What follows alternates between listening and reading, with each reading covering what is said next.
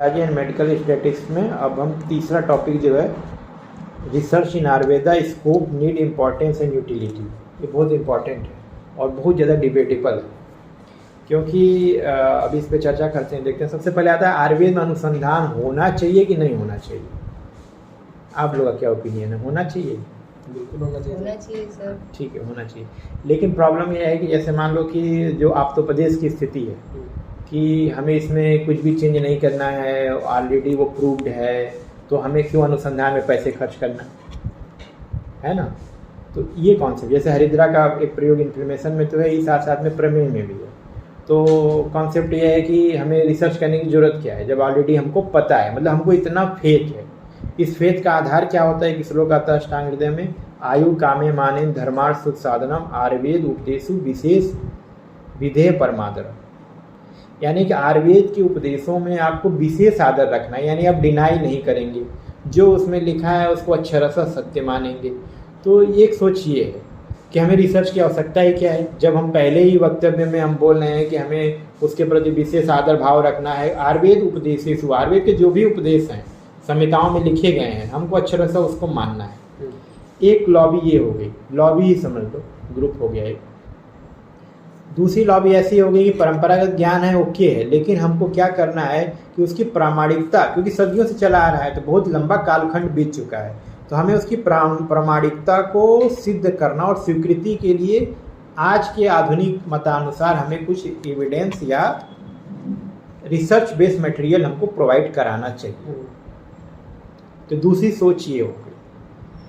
अब जो मौखिक परंपराएं से, जैसे लोग बोलते थे श्रुति परंपरा से फिर लिखित परंपरा में आ गई। अब लिखित परंपरा जो है वो अक्षरशः सत्य है और हमें उसमें कुछ भी चेंज नहीं करना है, एक ग्रुप ये कहता है। दूसरा ग्रुप ये कहता है कि भाई हमें आधुनिकीकरण की तरफ जाना चाहिए और कुछ नई चीज़ें जो आ रही हैं उन पे ध्यान देना चाहिए।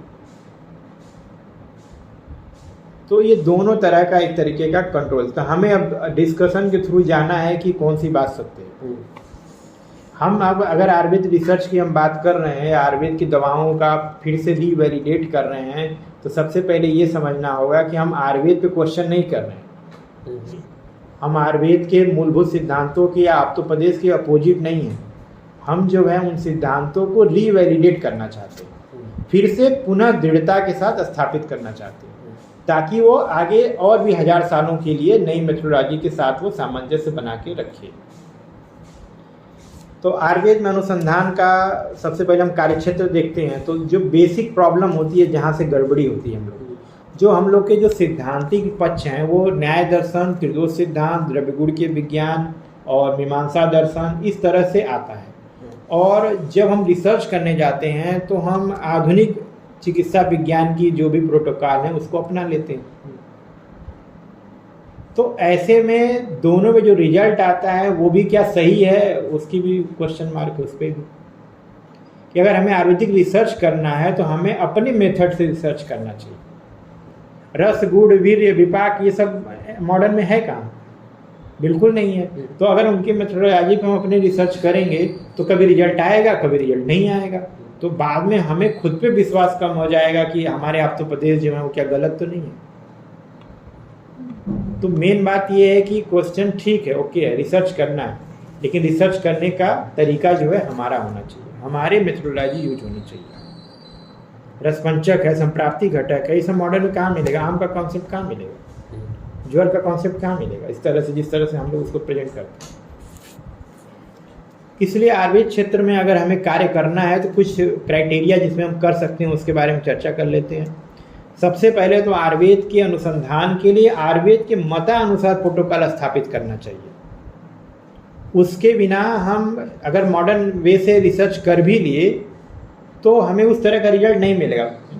आल्दो देखो, रिजल्ट जितने भी मॉडर्न वे से हुए हैं, आयुर्वेद के सारे प्रोडक्ट जो है उस पर अपना खरे उतरते हैं। रस गुण वीर्य विपाक से जो रिजल्ट आता है वही उनके अल्कलाइड या फार्माकोकाइनेटिक्स से भी हम वही चीज़ पाते हैं। लेकिन फिर भी कंट्रोवर्सी कहीं ना कहीं आई जाएगी, क्योंकि कोई सिंगल मॉलिक्यूल से रिसर्च कर रहा है और हम लोग होलिस्टिक अप्रोच कर रहे हैं, तो दोनों में बहुत अंतर है। तो ये चीज़ हमको समझना पड़ेगा। इसलिए हमारा खुद का अगर प्रोटोकॉल हो तो बेटर है भविष्य के लिए। साहित्यिक अनुसंधान के लिए ठीक है, उपलब्ध जो भी ग्रंथ हैं उसमें संपादन लाना एक कठिन काम हो गया है, क्योंकि जैसे मान लो कोई भोजपत्र पे लिखा है, किसी के पारिवारिक परंपरागत ज्ञान में कोई पुस्तक रखी हुई है और उसको फिर से रीप्रिंट करा करके या फिर से पब्लिश करना, ये भी एक काम। जैसे काश्यप संहिता थी पंडित हेमराज शर्मा जी के यहाँ नेपाल में, तो अवेलेबल ही नहीं थी।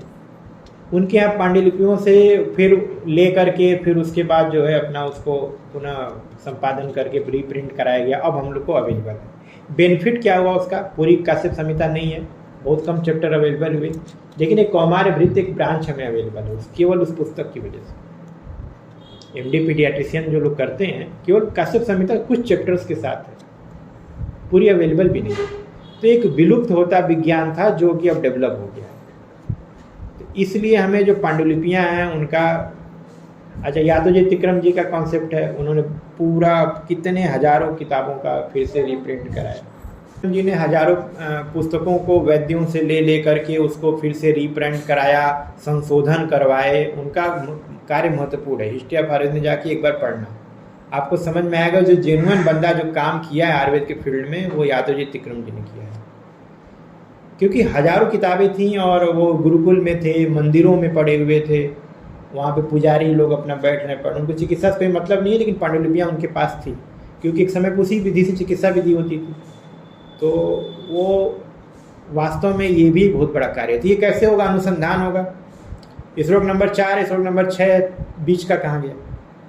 बीच का किसी और पुस्तक में कहीं से कुछ मिला, कोई उसका रेफरेंस मिल गया, उसको ला करके वहाँ पे उसको एडिट करके डालना, ये सारा काम एक वैलिड व्यक्ति ही कर सकता है ना। एक संस्था देगी बना के, तो हम आप तो नहीं कर सकते उसको। तो इसके लिए हमें एक प्रोटोकॉल डेवलप कराना होगा कि जो वैदिक संप्रदाय हैं या फिर जो पुस्तकें हैं, किताबें हैं, उन सबको हमको वैलिड करना है। तो वैलिड करने के लिए हमको क्या करना होगा? एक स्ट्रक्चर, एक प्रोटोकॉल, साइंटिफिक प्रोटोकॉल डेवलप करना होगा। कुछ भी 2 श्लोक हाथ से लिख के आप उसमें नहीं डाल सकते ना, तो ये चीज़ है। इसके बाद आता है मौलिक अनुसंधान। ये तो हो गया जो साहित्यिक अनुसंधान की बात थी, जो ऑलरेडी अवेलेबल है या विलुप्त है या फिर कहीं पे पांडुलिपि में है, पत्र में है, या फिर किसी और अन्य पुस्तकों में रेफरेंसेस के रूप में लिखे हुए हैं। मूल पुस्तक विलुप्त है, उस पुस्तक के रेफरेंस किसी किताब में लिखे हुए हैं कि फलाना आचार्य में फलानी किताब में ऐसा सम्मत था, तो उसको इकट्ठा करेंगे अगर हम 10 किताबों से, तो एक पुस्तक हमारी तैयार हो जाएगी। तो ये भी एक रिसर्च का एक तरीका है। इसके बाद आता है मौलिक अनुसंधान। ये तो मान लो जो अवेलेबल था उस पर हमने किया। मौलिक सिद्धांत जैसे आवरण है, आशय, कर्ष है, ये स्रोतस है, आम का कॉन्सेप्ट है, इस पे आप फिर से रिवैलिडेट करिए इसको। मतलब दोष है, दुष्य है, काल है, वह इसकी अवस्था में कौन सी चिकित्सा उपयोगी होगी, इसका प्रोटोकॉल डेवलप करने की आवश्यकता है। जैसे मान लो कोई संधिवात का पेशेंट आ गया, ऑस्टियोआर्थराइटिस का, हमको उस पर जानू बस्ती करनी है। अब जानू बस्ती स्टेज 1 में अगर संधिवात है, मतलब ऑस्टियोआर्थराइटिस है, तब भी उतना 40 मिनट का कर रहे हो। स्टेज 2 में एकदम फ्यूज होकर फिक्स हो गया है, स्वेलिंग हो गई है, तब भी आप वही मेथड कर रहे हैं, तब भी आप वही जानू बस्ती दे रहे हैं। उसमें ना तो आप आयल चेंज कर रहे हैं, ना तो टाइम ड्यूरेशन चेंज कर रहे हैं, कुछ चेंज ही नहीं हो रहा। तो स्टेज 1 वाला पेशेंट कहेगा जानू बस्ती से बहुत आराम हुआ हमको, स्टेज 4 वाला कहेगा कुछ आराम ही नहीं हुआ। तो एक प्रोटोकॉल तो डेवलप करना होगा ना, कि अगर स्टेज 1 में होगा तो हम इतनी खुराक देंगे, इतनी देर तक करेंगे, स्टेज 2 में होगा तो हम इतनी देर में करेंगे, इतना समय हमको देना पड़ेगा। मेडिसिन हमें पहले वाले में 2 मेडिसिन यूज होती थी, स्टेज एडवांस है, क्रोनिक है, तो हमें 6 मेडिसिन यूज करनी होगी। इसके लिए प्रोटोकॉल डेवलप करना होगा ना। एक नई अनुसंधान ये मौलिक अनुसंधान के रूप में आता है। ठीक है, ग्रीवावस्थी है, कटिबस्थी है, सब आप देते हैं, लेकिन रोग की अवस्था वही की वही है, उसमें आप चेंज नहीं कर रहे हैं कि अवस्था अनुसार हमें मेथड में कुछ बदलाव लाना है, तो उसको आप बदलाव कर सकते हैं, औषधि और ऐड कर सकते, करते हैं वैद्य लोग करते हैं, मैंने कह रहा कि नहीं करते हैं, लेकिन वैलिडेशन, एक प्रोटोकॉल कि मैं भी करूं तो आप भी उस चीज़ को पहचान करके कि अब इतना मूवमेंट है, अब मुझे ये वाला प्रोटोकॉल फॉलो करना है, स्टैंडर्डाइजेशन होना है। लेकिन प्रॉब्लम क्या होता है कि दूध से काल, वह आहार, वह इस सब वजह से, प्रकृति की वजह से बहुत हद तक एकदम कंक्रीट हम प्रोटोकॉल डेवलप नहीं कर पाएंगे, ये तो एक सच्चाई है, लेकिन थोड़ा सा फ्लेक्सिबिलिटी के साथ प्रोटोकॉल डेवलप हो सकता है। फिर आता है आहार शास्त्र। आहार शास्त्र में तो आयुर्वेद का अद्भुत संकलन है, बहुत योगदान है, पथ्य अपथ्य, बीमारियां, एक एक औषधि को लेकर के कैसे क्या क्या होगा, ये सारा चीज़ दे रखा है। ठीक है, तो ये कॉन्सेप्ट हमको तैयार रखना है। प्लस साथ में क्या है, जैसे कुछ फल वगैरह जो अभी नए नए हाइब्रिड आते हैं, कुछ फल हैं, कुछ सब्जियां हैं जिनके बारे में वर्णन नहीं है, उसको हम लोग डेवलप कर सकते हैं। फिर आता है रोगों के रोकथाम के क्षेत्र में, धाड़ी वेग, आहार विधि, ये सब जो है जितना दिया ऋतुचर्या दिनचर्या से होने वाली व्याधियाँ, जैसे एक दिनचर्या आपने खराब की, इसी दिनचर्या के आधार पे भविष्य में जो क्या होगा कि आपको भविष्य में कोई रोग होगा, ऐसा हम मानते हैं। ठीक, जब हम ऐसा मान रहे हैं तो हमें इसके लिए क्या करना होगा, एक लंबे ड्यूरेशन का हमें रिसर्च प्रोजेक्ट चलाना होगा। कोई व्यक्ति यंग एज में दही खाता है, दही खाते खाते खाते खाते उसको ज्वाइंट डिसऑर्डर होंगे उससे, ऐसा हमारा बिलीव है, तो 25 साल 30 साल की एक स्टडी भी तुम्हारे पास होनी चाहिए ना। या फिर जो ओल्ड एज के लोग हैं उनका हम रेट्रोस्पेक्टिव इंट्रोगेशन करके कि आप दही खाते थे कि नहीं खाते थे, आपकी दिनचर्या कैसी थी, आप बासी भोजन करते थे, क्या करते थे, तो वैसे कर सकते हैं। तो हमें इस तरह के बड़े लार्ज स्केल प्रोटोकॉल डेवलप करने होंगे। विदेशों में है 30-30 साल लंबे रिसर्च प्रोडक्ट उनके पास हैं, वॉलंटियर उनके साथ 30-30 साल 40-40 साल के लिए जुड़ गए हैं, तब तक उनको फंडिंग करनी पड़ेगी ऐसे रिसर्च प्रोग्राम को। तो इसलिए गवर्नमेंट को आगे आना होगा। एक इंडिविजुअल व्यक्ति रिट्रोस्पेक्टिव करेगा, 10 लोग से पूछेगा, 4 लोग झूठ बोलेंगे, 4 लोग सही बोलेंगे, लेकिन जो प्रोटोकॉल डेवलप होगा कि आप इनरोल कर लिए गए हैं, अगले 20 साल तक आपके स्वास्थ्य पे ध्यान रखा जाएगा।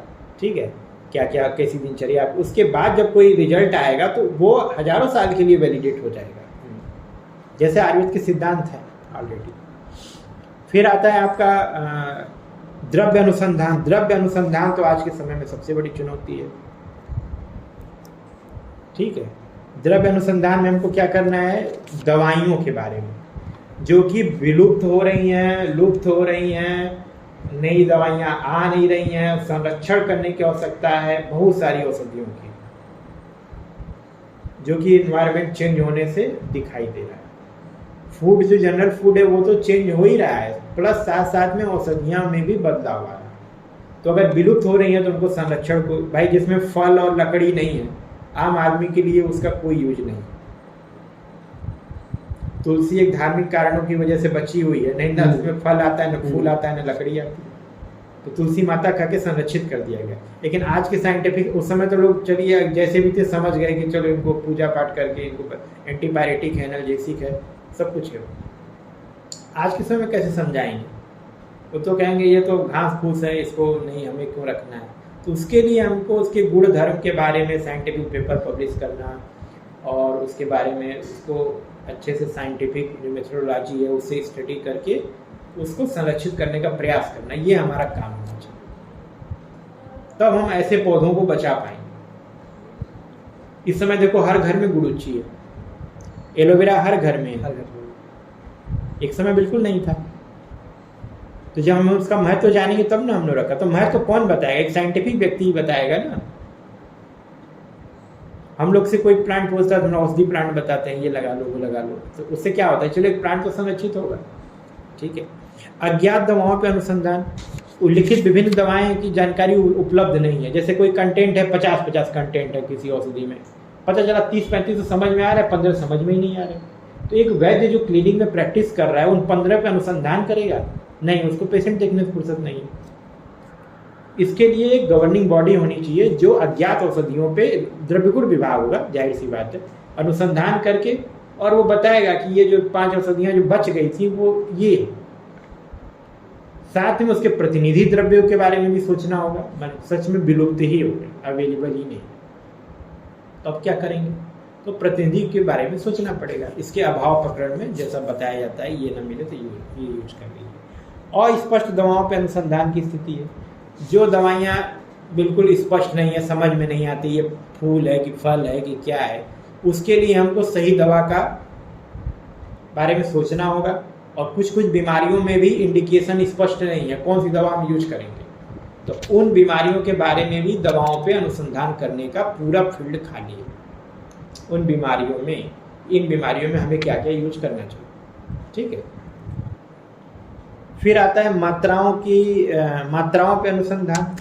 डोजिंग क्या होगी, डोजिंग को लेके आयुर्वेद में बहुत सारे मतांतर हैं। एक जनरल डोजिंग 2 टैबलेट की बताई जाती है, तो गुलबटी हम लोग यूज करते हैं, लेकिन अप टू 10 टैबलेट 12 टैबलेट भी आप जा सकते हैं, कोई बाध्यता नहीं है। पेशेंट का बल और रोग की स्थिति देख करके आप औषधियों की मात्रा को घटा या बढ़ा सकते हैं, ये कॉन्सेप्ट। फिर आता है कि आयुर्वेद में जैसे रोग है, निदान है, उसमें संप्राप्ति घटक बहुत यूनिक कॉन्सेप्ट है। संप्राप्ति चक्र अपने आप में बहुत यूनिक कॉन्सेप्ट है। आम का कॉन्सेप्ट बहुत यूनिक है जो कहीं नहीं मिलता। अग्नि का कॉन्सेप्ट बहुत यूनिक है। तो इनको अनुसंधान करके, रिसर्च करके और स्टडी करके एक प्रोटोकॉल डेवलप करने की, क्योंकि सब्जेक्टिव मैटर है।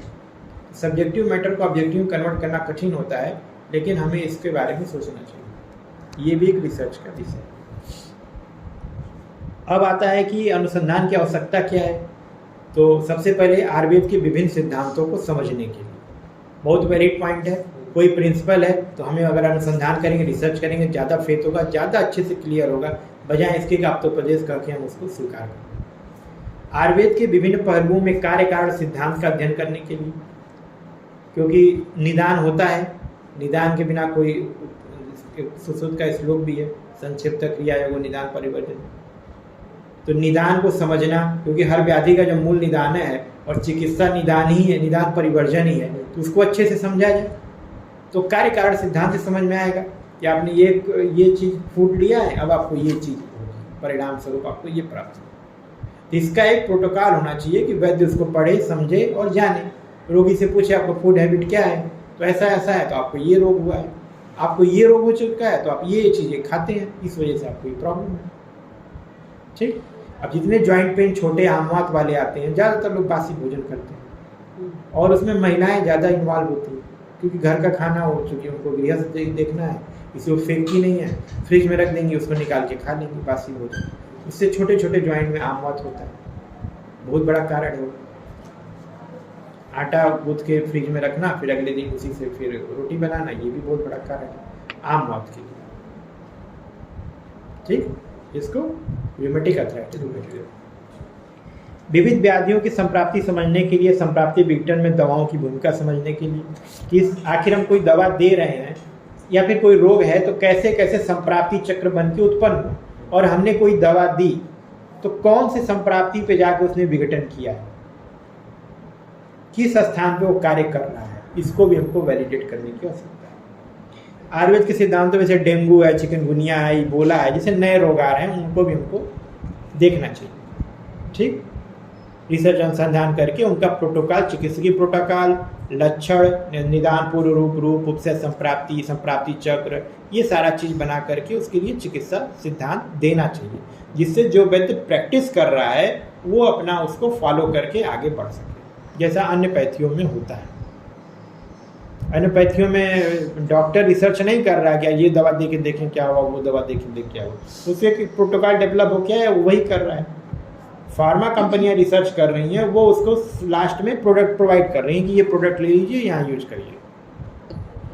लेकिन हमारे यहाँ क्या स्थिति है कि वैद्य जी खुद रिसर्च कर रहे हैं, औषधि भी ला रहे हैं, बना भी रहे हैं, रिसर्च भी कर रहे हैं। तो ऐसे में चिकित्सा वाला जो कर्म है वो कहीं ना कहीं प्रभावित होगा।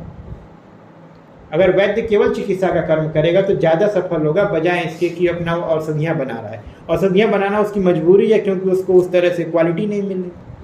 तो अगर एक स्टैंडर्डाइजेशन डेवलप हो जाए कि कंपनियां अच्छे से क्वालिटी प्रोडक्ट प्रोवाइड कराएं, तो और फार्मा कंपनियां रिसर्च करें, जो आपके ये बड़ी बड़ी संस्थाएं हैं या फिर आयुष मंत्रालय अपना विंग बना करके किताबों में संशोधन के लिए और मेडिसिन के संशोधन के लिए, निर्माण की स्टैंडर्डाइजेशन के लिए, अभी कुछ दिन पहले ही कई सारी औषधियाँ जो है वो फूड कंट्रोल में रिजेक्ट हो गई, क्योंकि आयुर्वेद की औषधियाँ ज़्यादातर हर्बल लाइसेंस और फूड लाइसेंस पे बेची जाती हैं। तो जो फूड लाइसेंस वाले वो क्या देखेंगे, वो औषधि तो जानते नहीं हैं। तो औषधि को जानना एक वैद्य ही जान सकता है या आयुष विभाग जान सकता है। तो जो आयुर्वेद की औषधियाँ जो हैं जो फूड लाइसेंस पे बेची जा रही हैं, पहले वहाँ से उसको निकालना चाहिए, उसको औषधि के रूप में रखिए, ताकि जो है अगर मंत्रालय को चेक करना हो या किसी food inspector, drug inspector check करेगा, बजाय कि फूड इंस्पेक्टर चेक करेगा। इससे दो फायदा होगा, एक तो उसकी क्वालिटी कंट्रोल हो जाएगा, दूसरे नंबर पे जो जगह जगह पंसारी दुकान पे बिकता है ये खत्म हो जाएगा, तो इसकी ज़रूरत है। गंभीर बीमारियां, जैसे लोग बोलते हैं कि बहुत क्रोनिक हो जाएगा, मतलब गंभीर बीमारियां क्रिटिकल केयर में आयुर्वेद हेल्थ सहायक नहीं होता, ऐसा आम धारणा भी है और देखने को भी मिलता है कुछ हद तक। बात अलग है, सारी क्रोनिक डिजीज में आयुर्वेद ही काम करता है, जितनी भी लाइफ स्टाइल डिसऑर्डर है क्रोनिक, हाँ आईसीयू में भले काम नहीं कर रहा लेकिन धीरे धीरे वहाँ भी डेवलप हो जाएगा, ऐसा सरकार की मंशा है तो जरूर होगा। अब इसके लिए आयुर्वेदिक उपचार के लिए तो एक कमेटी गठन बनानी होगी ना, एक दिन में तो बनेगा नहीं, 20 साल 30 साल 40 साल रिसर्च होगा तब ऐसी औषधियाँ हमें प्राप्त होंगी, इसके लिए हमको देखना होगा। फिर आयुर्वेद में नई दवा प्रणाली विकसित करने के लिए पुराने मेथड ठीक हैं, नई जैसे एक्सट्रैक्ट मेथड अभी आने लगा, कई कंपनियां बनाने लगी हैं, तो एक्सट्रैक्ट मेथड अच्छा है। सॉफ्ट जेल कैप्सूल आने लगे, पहले ऑयल हम लोग देते थे ऑयल पान करने के लिए, घृत पान करने के लिए, पेशेंट घी पी नहीं पा रहा, ऑयल बदबू आ रहा, नहीं पी पा रहा, लेकिन हमने उसको कैप्सूल के अंदर दे दिया, सॉफ्ट जेल कैप्सूल के अंदर। अभी एक गंध तेल रखा हुआ है, वो देखो गंध तेल का कैप्सूल है, वो गंधर्व हस्तादि कैस्टर ऑयल का कैप्सूल है, वो तो सॉफ्ट जेल है, अपना दे दीजिए, अपना आराम अंदर जाके ब्रस्ट होगा, एब्जॉर्ब हो जाएगा। ये एक मेथड है ना, चिकित्सा रिसर्च के थ्रू ही तो आया है। नैनो टेक्नोलॉजी का प्रयोग करने के लिए हम लोग सूक्ष्म जैसे ये सब भस्म वगैरह देते ही हैं, वो सब नैनो टेक्नोलॉजी का ही है, तो उसके जो मेथोडोलॉजी उस पर इसको वैलिडेट कर लीजिए। और हुआ भी है, स्वर्ण भस्म का हो रखा है, कई सारे भस्मों का हो रखा है। फिर आता है कि दवाओं की शुद्धि की तकनीक, जैसे दवाएं हमने ले आए शोधन के लिए, ऐसे मान लीजिए भंगा ले आए, पानी में घोल दिए, कलर निकल गया, वो शुद्ध हो गया, ऐसा मानते हैं। तो शोधन तकनीकों का हमें क्या करना है, उसको एक प्रोटोकॉल के रूप में डेवलप करना है। ऑलरेडी है अवेलेबल हमारे पास, तैलम तक्रम गोवामूत्र, ये सारी चीज़ें हम लोग पढ़े हुए हैं, तो ठीक है, शोधन है, मारण है, सब होता है, उसको फिर से वैलिडेट कर दीजिए, स्टैंडर्डाइज कर दीजिए, रीवैलिडेट कर दीजिए, कुछ नहीं करना, दोबारा उसको फिर से एक बार करके देख लीजिए। और कंपनियां कर रही हैं, लेकिन एक कंपनियों का करने का और एक गवर्निंग बॉडी का करने में बहुत अंतर है। कंपनी तो जो भी प्रोडक्ट बनाएगी कहेगी हमने अच्छा बनाया और यही मिला, क्लासिकल है, लेकिन एक थर्ड पार्टी जो होगी या फिर कोई गवर्निंग बॉडी जो सरकार के द्वारा नियुक्त होगी, एक ऐसी संस्था हो, वो जब रिसर्च करके देगी तो वो सबके लिए मान्य होगा ना, सबके लिए मान्य होगा। तो हमें ऐसी चीज़ों को बढ़ावा देना। नई नैदानिक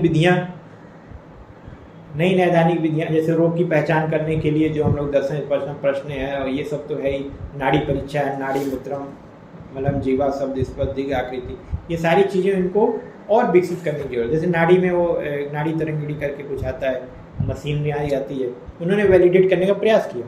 नाड़ी विज्ञान 100% सब्जेक्टिव मैटर है, मेरी नाड़ी एक वैद्य देखेगा, दूसरा वैद्य देखेगा, दोनों अलग अलग बताएंगे, अतः 100% सब्जेक्टिव मैटर, एक इंडिविजुअल व्यक्ति अलग अलग महसूस करता है, लेकिन उन्होंने उसको भी वैलिडेट करने का कोशिश किया, स्टैंडर्डाइज करने का प्रयास किया। तो ये चीज़ है। फिर महामारी में रोगों के निवारक उपचार में आयुर्वेद स्थापित है, ऑलरेडी स्थापित है, फिर भी अपना महामारी में देखे तो कोविड था, आयुर्वेद ने बहुत अच्छा उसको कंट्रोल किया। विभिन्न प्रक्रियाओं का प्रभाव अध्ययन करना, जैसे पुंसवन विधि, गर्भ संस्कार, ये सब चीज़ों के बारे में एक अलग चीज़ें हैं और यूनिक चीज़ है, इसको करना चाहिए, हो भी रहा है, बहुत वैसी बड़ी बात नहीं है, प्रभाव देखने को मिलता है। स्वर्ण प्राशन है, ये सारी चीज़ें इसमें देखने को मिलती हैं, है ना। फिर आता है नैदानिक पक्ष को समृद्ध करना, डायग्नोस्टिक टूल वगैरह हमें चाहिए ज़्यादा। मर्म जो है, तैल बिंदु परीक्षा है, नाड़ी विज्ञान, इन सब अवधारणाओं का अध्ययन करिए और इसको एक सही तरह से इसको फॉर्मुलेट करने का प्रयास करें। इसके बाद विभिन्न जीवन शैली संबंधी लाइफ स्टाइल डिसऑर्डर में आयुर्वेद 100% सहायक है, 100 का 200% सहायक है। डायबिटीज़ हो गया, हाइपरटेंशन हो गया, ओबेसिटी हो गया, पीसीओडी हो गया, इनफर्टिलिटी हो गया, इन सब में अभी तो मानस रोग भी बहुत सारा जुड़ गया है, स्ट्रेस वगैरह में, सबको कंट्रोल करने में ये बहुत ज़रूरी है। तो इसको अब डेवलप कर लिया जाए और भविष्य में जो जितने संसार में अलग अलग जहाँ पे आयुर्वेद का अप्रोच हो रहा है वहाँ पे इसको इंट्रोड्यूस किया जाए with proper scientific research support के साथ। तो ये हमारी आवश्यकता है, ये इसका